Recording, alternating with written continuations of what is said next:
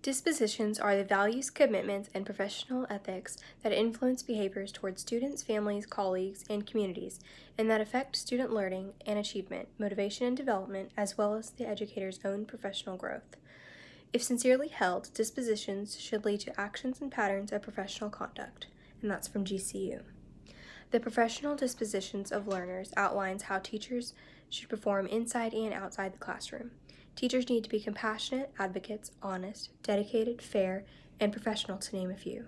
I personally believe that I possess all dispositions, but there is one that I would like to sharpen in myself before stepping into the classroom: being sensitive to individual learning and social needs. While I believe I model embracing the diversity of the community quite well wherever I go, I have not had personal experience with many students of various learning patterns or potential disabilities. I will need to do much more studying and work with students of all learning patterns in order to better individualize my own teaching skills. I believe the 10 teaching dispositions listed on the survey will positively affect all students because it is a model of how students themselves should behave in the future. Through observational learning, the psychological development of adolescents will be fine-tuned. I currently hold myself to the highest moral standards.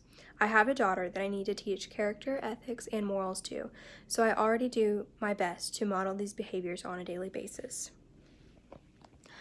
I plan to uphold healthy moral development with my students by first and foremost modeling proper behavior inside and outside the classroom.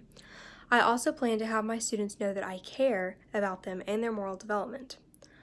I will thoroughly explain situations, the effect on the student, classroom atmosphere, their peers, and so on.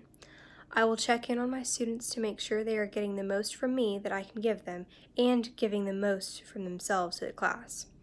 I believe all of these things will definitely promote a healthy moral development in my future students.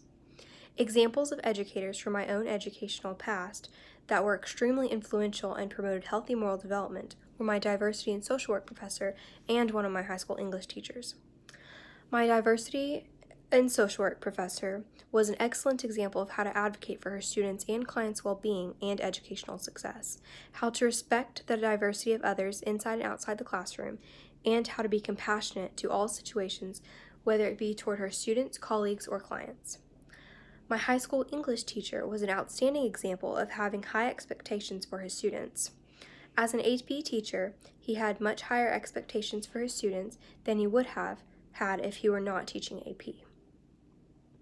How much educators utilize the professional dispositions of learners will further indicate the effect and growth certain traits have on their students.